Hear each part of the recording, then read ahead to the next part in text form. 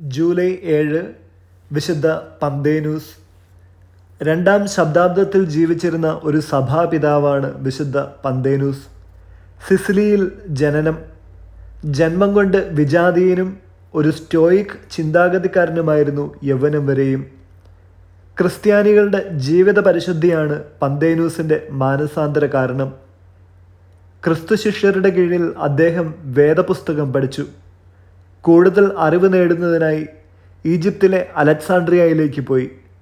ആദ്യകാല ക്രിസ്ത്യൻ പഠനത്തിൻ്റെ ഏറ്റവും പ്രധാനപ്പെട്ട കേന്ദ്രങ്ങളിൽ ഒന്നായിരുന്നു അലക്സാണ്ട്രിയയിലെ കാറ്റക്കെറ്റിക്കൽ സ്കൂൾ.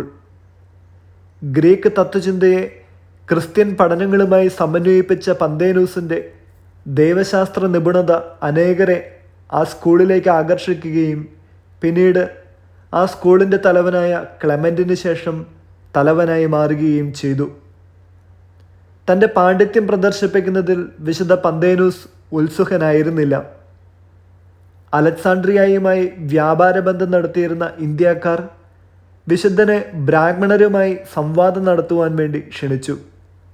പാരമ്പര്യമനുസരിച്ച് പന്തേനൂസ് ഇന്ത്യ ഉൾപ്പെടെ കിഴക്കൻ രാജ്യങ്ങളിലേക്ക് മിഷണറി യാത്ര നടത്തി.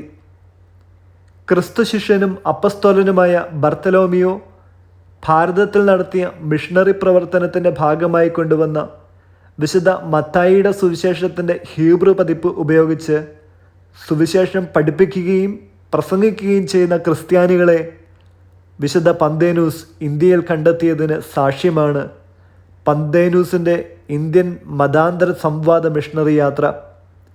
അദ്ദേഹം തിരികെ അലക്സാണ്ട്രിയയിലേക്ക് പോകുമ്പോൾ ആ ഹീബ്രു പതിപ്പും കൊണ്ടുപോയി എന്നതാണ് വിശുദ്ധ ബർത്തലോമിയയുടെ ഭാരത പ്രേക്ഷിതത്വത്തിൻ്റെ തെളിവുകൾ ലഭിക്കുവാനിടയാക്കിയത്.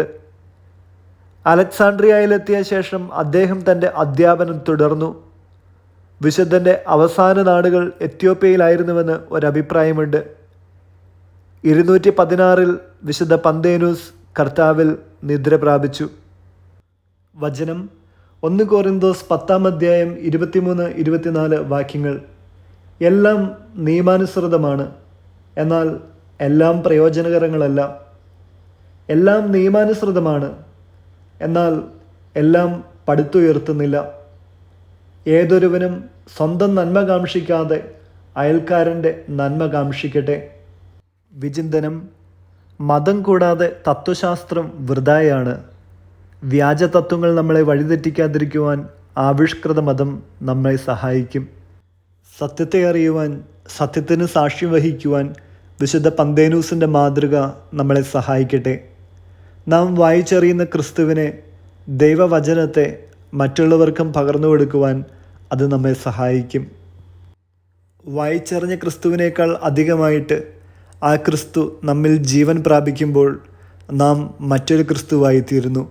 അങ്ങനെ അനേകം പന്തേനൂസുമാർക്ക് മാതൃകയായിത്തീരുന്ന നല്ല ക്രിസ്ത്യാനിയായിത്തീരുന്നു. അതിന് ദൈവം നമ്മളെ ഓരോരുത്തരെയും അനുഗ്രഹിക്കട്ടെ.